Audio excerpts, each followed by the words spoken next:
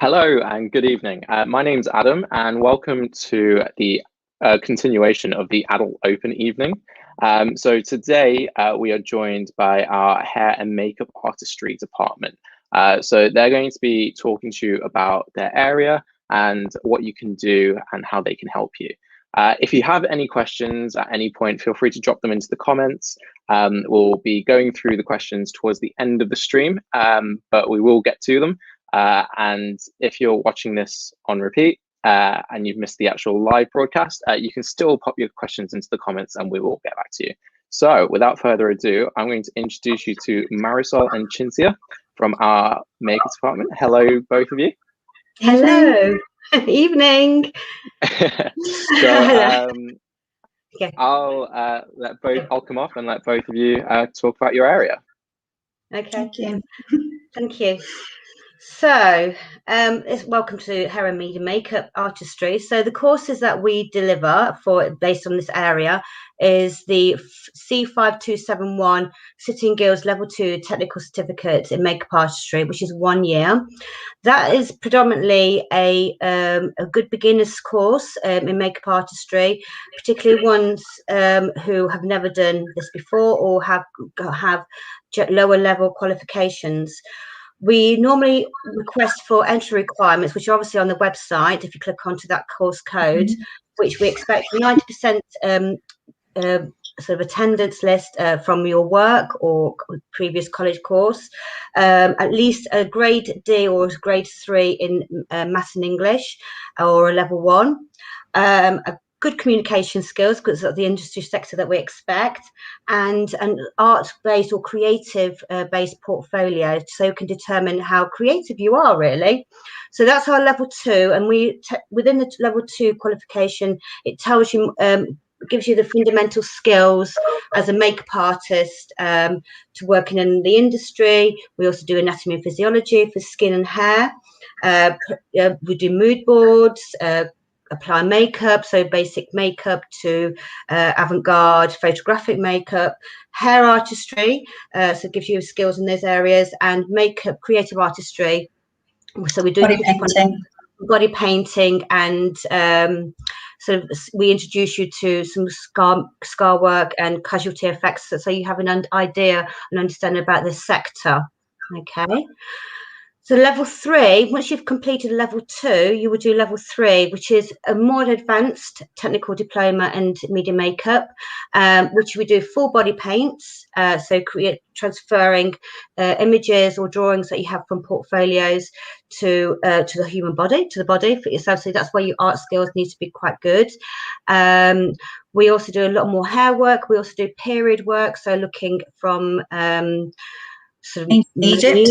It's in Egypt to present day, looking at history of hair and makeup, and then you will use some of those skills and actually to do that as part of your end assessment, transcend a period look in a modern twist or an actual accurate twist.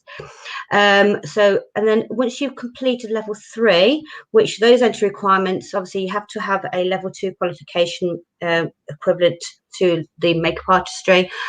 You also need to have a level 4, a grade 4 in maths and English, or a level 2 functional skills qualification, plus obviously your portfolio from your level 2 qualification.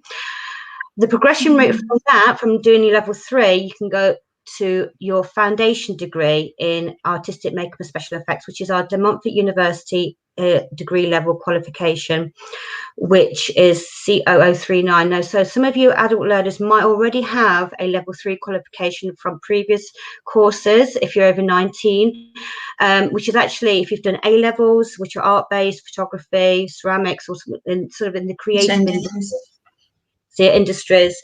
We quite like, obviously, these are sort of more of an adult course, obviously following to do a more specialist in sort of situations of doing advanced hair artistry, prosthetics, casualty effects, wig making, yeah, so making a wig straight from scratch. So it's quite an advanced, and it gives you, it rounds you off as all aspects of makeup artistry, really. Working in the TV and film industry, mainly. Yes, so, yeah. So our students tend to come from level 2 qualifications. Our students sometimes can go on to makeup counters work, or can do freelance work as a bridal makeup artist at level 2.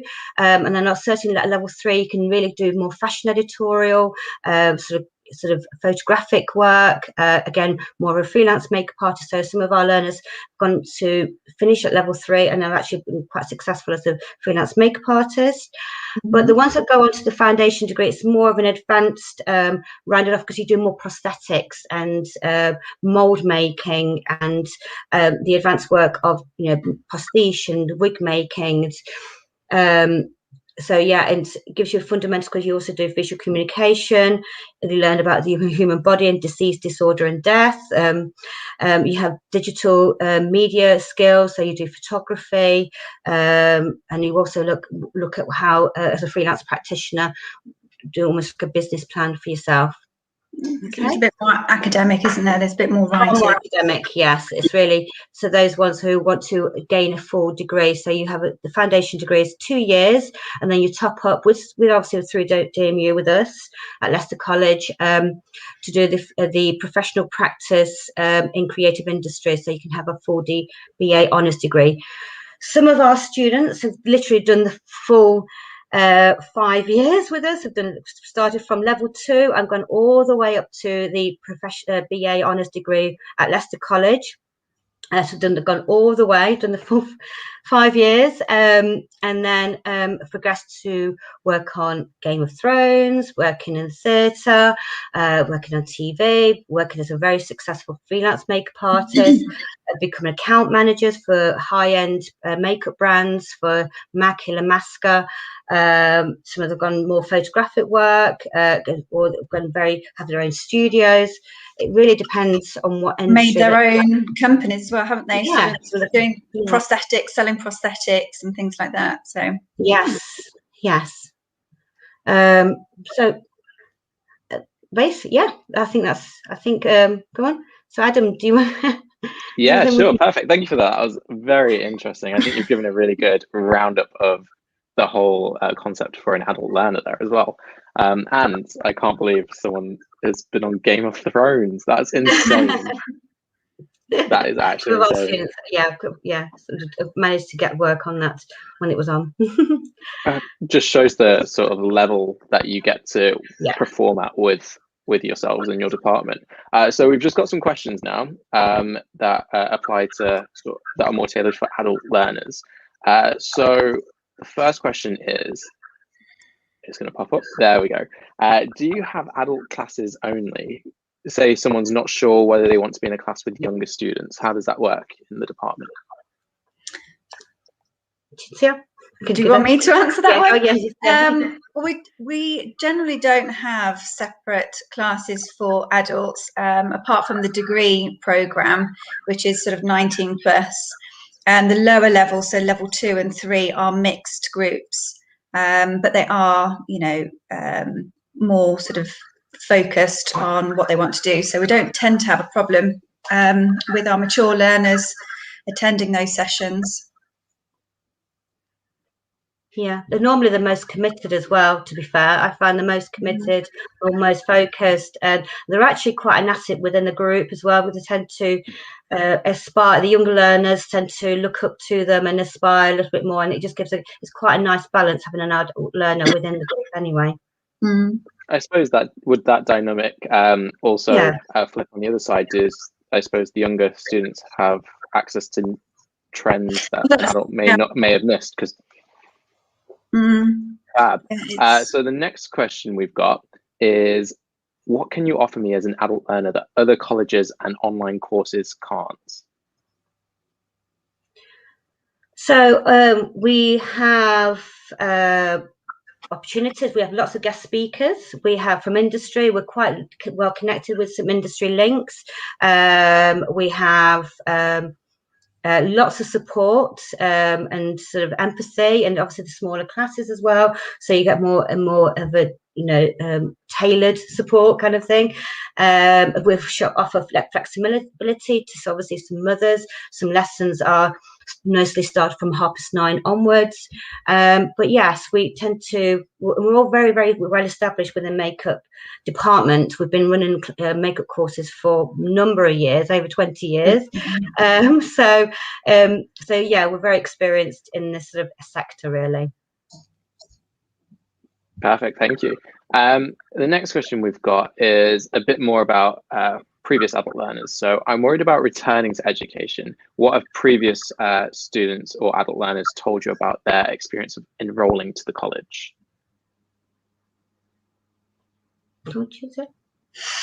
Well, they've been quite successful. They've embraced being in education again. They tend to have a really good rapport with staff and peers. They've gained the work experience that they wanted to and the qualifications. So they've had a very good experience whilst with us. Brilliant. And as I can't even speak now, as an adult learner, how can I be sure that I have the right qualifications for to enroll onto the course? So basically, the entry requirements are stipulated within the website. So if they look onto the website, look at the specific entry requirements. So if you were joining a level 2 course, you would need your maths and English. It's grade 3 or grade D or level 2. Ideally, if you had a grade C, because obviously if you do want to press onto level 3, it sort of, you wouldn't have to redo it again, kind of thing. But that's the minimum. If you wanted to do the foundation degree, you obviously need to have a level 3 equivalent or something similar, or A level kind of equivalent to get onto, and obviously your maths and English at grade 4 or grade C, obviously with an art portfolio. So basically, if you have any queries, you can contact us, and then we can discuss. We can work out whether you have the correct entry requirements or qualifications to roll onto the course, really. Yeah, I think it's because they're technical qualifications, they have to have maths and English.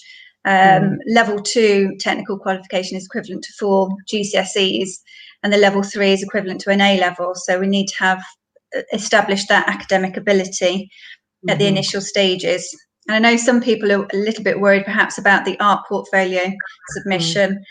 Contact one of us to see if there's anything specific, if they're not sure what to submit.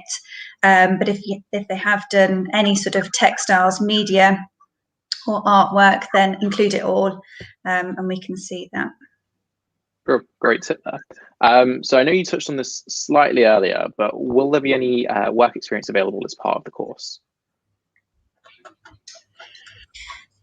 So work experience for 16 to 18-year-olds is compulsory, and we do get work experience in for all of our students. At the moment, that's not really happening, but in normal circumstances, it does happen, and we actively encourage all of our learners to take part, because it increases confidence and experience as part of the qualification. Brilliant. And in terms of the courses, how flexible are the study options? The study options, so obviously the course starts in September and finishes in, so unfortunately we don't have any other time slots. It starts because of the nature of the technical qualification. We have end assessment, so they have an exam in March, and they have a synoptic assessment, which is practical in sort of April time. So there is no flexibility. The course has to start in September and it finishes to the end, really. Okay, so the next question actually leads on to that. I think you might have already answered it, which is absolutely fine, but we'll just clarify. Say if someone missed the start of the course, can they still join? Again, obviously about the technical qualifications, they're all sort of the dates stipulated when they have their examinations, so they're not movable. So unfortunately, they need to, in order for them to have the full capacity of knowledge, they need to be there from the start. because there's quite a lot of front-loading information that's given in the first term, which is really important, because we sort of refine from January onwards, getting ready in preparation for the examination and their synoptic exam. Well, I suppose that just sort of goes to certify how professional these courses are and how they really do prepare you for the real working life experience. So we've got a question more about the financial side of the course. So is there any financial support available through the college for course fees and other costs that you may come up with?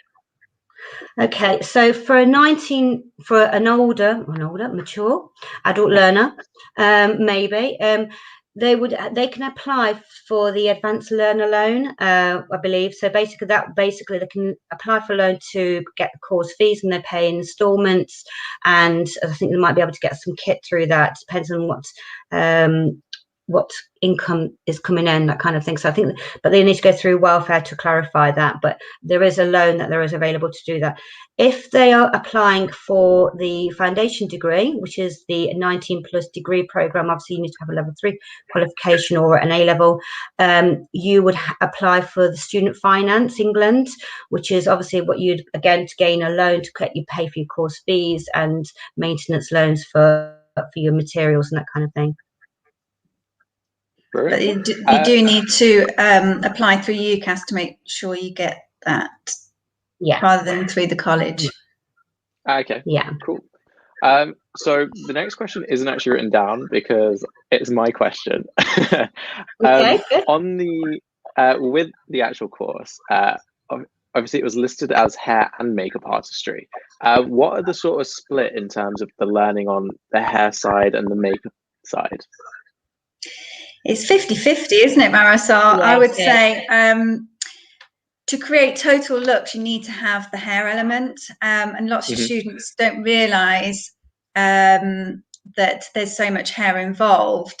But if you want to work in the TV, film and theatre industry, hair skills are really essential. So yes, absolutely.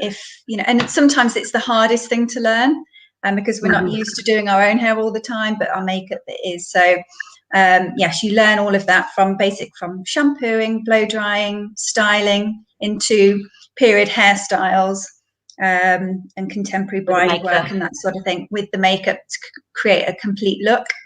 Level 3, you do a little bit of hair cutting, and that's mainly for continuity in film. So trimming of fringes, hair length, and that kind of thing. But we're not hairdressers, as in the salon, but we do dress hair and style hair for theatre, television, that kind of thing. So you learn all of that.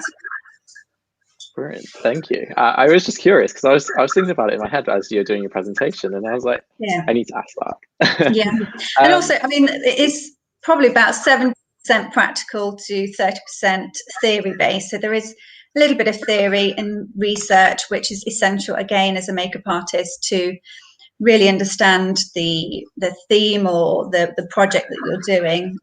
So yeah, essential research skills are important too. Okay, and with the sort of learning aspect, where does it actually take place? Is it where would they be teaching?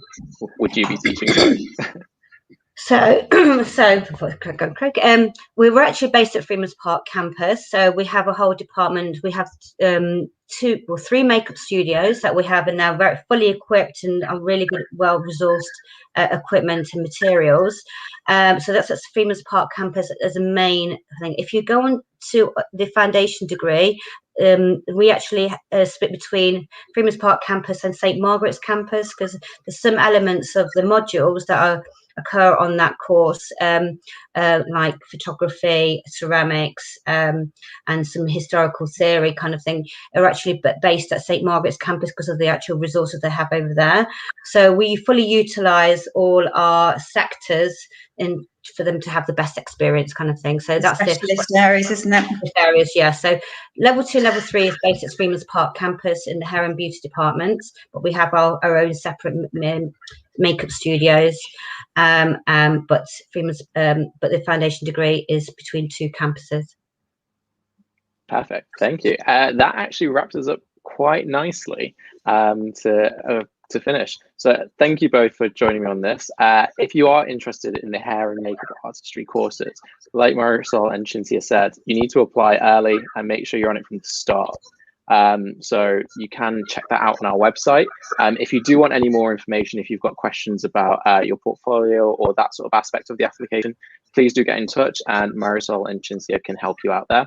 But yeah, the next live stream we've got is the access to higher education. So make sure you tune into that if you're interested in that subject area. But that is all from us tonight. Thank you both again. Thank you. Have a good evening. Thanks. Bye. Bye. Bye.